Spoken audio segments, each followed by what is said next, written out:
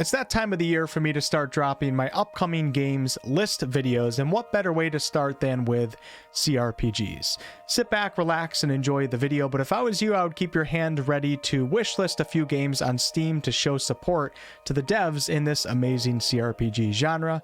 Let's begin. The Coronis Expanse, the Imperium's perilous frontier, a foul haven for the enemies of mankind. Warhammer 40k Rogue Trader is an upcoming single-player turn-based isometric RPG that takes place in the grim darkness of the far future. This is the first ever CRPG in the gigantic Warhammer 40k franchise, and is being developed by Owlcat Games, the company behind the beloved Pathfinder CRPGs.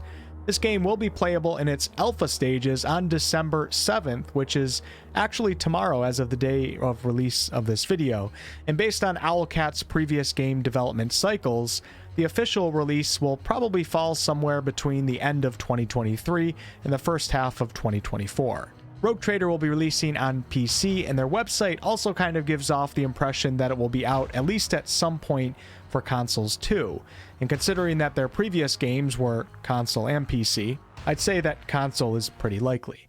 In this game, you'll be playing as a Rogue Trader, one of the few unique individuals in the Imperium of Man. You'll be controlling a party of 6. And like I mentioned earlier, this game will feature turn-based combat, but this is really important to note here because the Pathfinder games had both turn-based and real-time with pause, but Rogue Trader is turn-based only. Expect a heavy narrative, branching dialogues, a ton of companions, and some deep, likely somewhat complex mechanics here.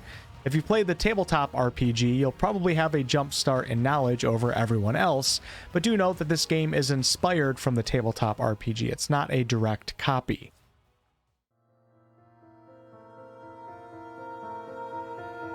They say what goes up must come down. No one ever talks about things going the other way. Broken Roads is an upcoming narrative-driven single-player turn-based isometric post-apocalyptic RPG that is set in Australia. It's being developed by a company by the name of Drop Bear Bites, and it's set to release on PC sometime in 2023. But hold on, I had to come back and edit this video because it's also coming out on Nintendo, PlayStation, and Xbox. You will be controlling a party of up to 5 members and making your way across a desolated future Australia. This game features authentic Australian locations, plenty of beautiful hand-drawn artwork, a blend of traditional and original RPG mechanics, and a unique morality system which will influence dialogue, quests, and character development. Broken Road certainly catches my eye in a really good way, mostly because of the artwork. I think if it can pull through with its RPG mechanics and have that morality system really be something that gives power to the players, we might have ourselves a somewhat hidden gem here.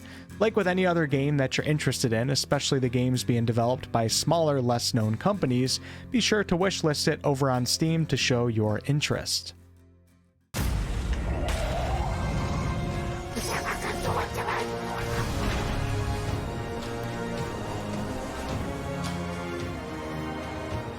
Welcome to Zoria, Age of Shattering.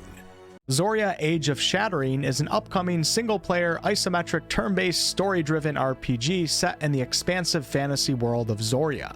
It's being developed by Tiny Trinket Games and is planned to release sometime in 2023 for PC, possibly also consoles at a later date. I should also note here for all of you that there is a playable demo available for download on Steam right now. In this game, you'll be controlling a party of what appears to be 4, and you'll be leading your team across the continent, facing up against countless groups of monsters and bosses. Expect exploration across lush and grim environments alike, a dynamic turn-based combat system, some crafting, a resting system, and even a base management system. You'll have to regularly update your base by unlocking new wings and upgrading buildings, and doing so will reward you with resources, quests, and items. Not really sure what to think of this one just yet, but I do have my eye on it, and I'll have to check out the demo as soon as I can. Dare I say it's actually given off a little bit of a Divinity vibe?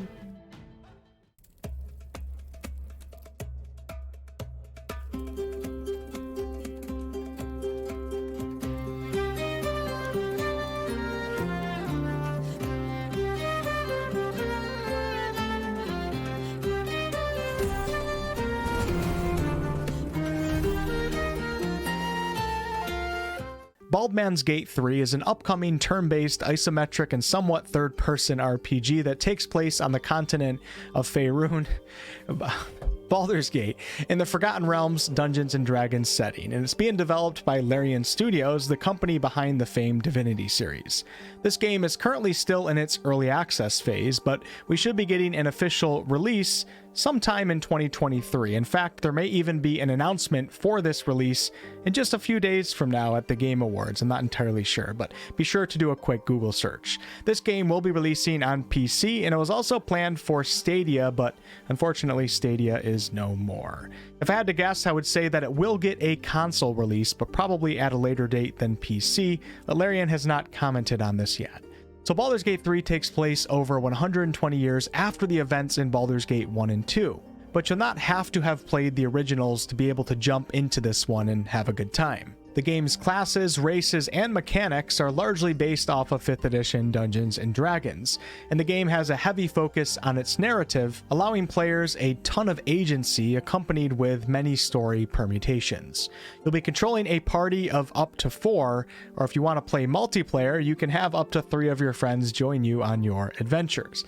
This one is looking like it's going to be a pretty epic journey, so definitely keep an eye on it, and if you would like to learn some more, just click on my channel and you'll find a plethora of Baldur's Gate 3 videos.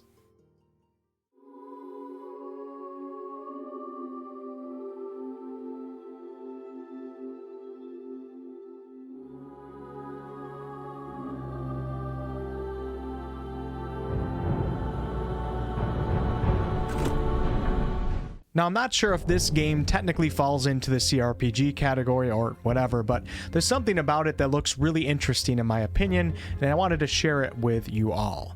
I have no idea how to pronounce this name, but I'm just going to go for it.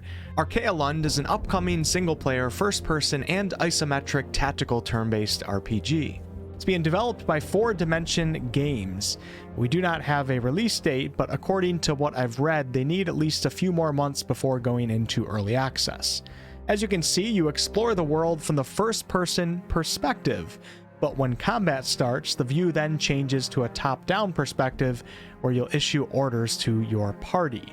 This game is said to have a vast open world that you can explore as you wish, and it'll have deep and engaging character progression. This game's early gameplay footage has kind of a Morrowind charm to it that definitely caught my eye, and then you accompany that with having a party of what appears to be 5 party members and isometric turn-based combat, and we have an interesting combination here. Clearly it's a small team making this game, so be sure to go wishlist it on Steam if it looks like it has potential to you. I knew him as Solus, a thoughtful mage obsessed with dreams.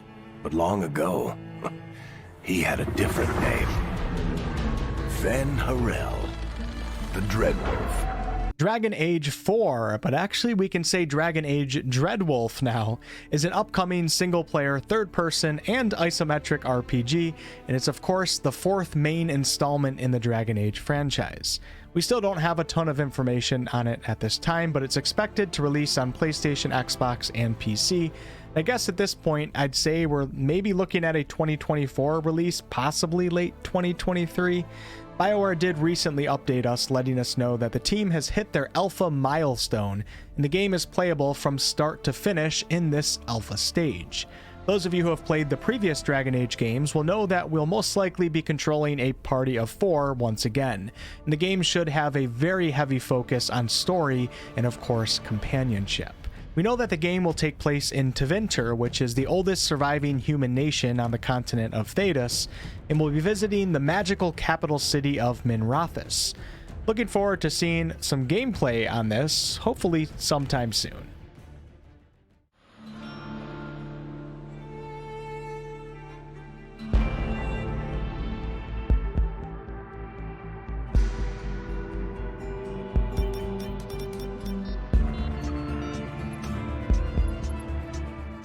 Colony Ship is an upcoming single-player isometric turn-based RPG set aboard a Generation ship launched to Proxima Centauri. This game has been in early access for a little while now, with the last update being in August, so hopefully things are still going well for the team. And speaking of the team, the company behind this game is Iron Tower Studio, which are the developers for the RPG Age of Decadence. Colony Ship appears to have some fairly deep systems and mechanics, and this includes its dialogue, as navigating conversations will be an important part of this game. On this ship, different societies have to coexist within a limited space, and this of course creates plenty of tension and conflict. The max party size is 4 party members, but there will be over 10 possible party members to choose from or try to work with, and well over 100 different characters in the game. As you can see, the combat is tactical turn-based, and according to the Steam page, this is not meant to be an easy game.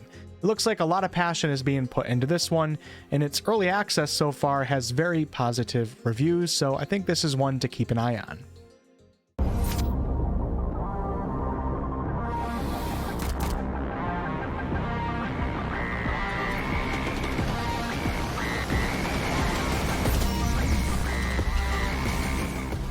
Cyberknight's Flashpoint is an upcoming single-player tactical turn-based RPG set in an original cyberpunk setting.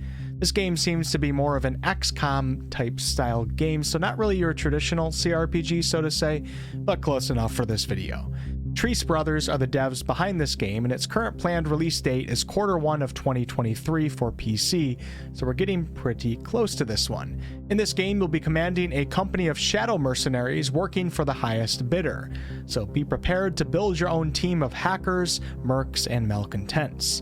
It's said that this is a full world of consequential story choices and significant character development around a rich core of classic and new mechanics.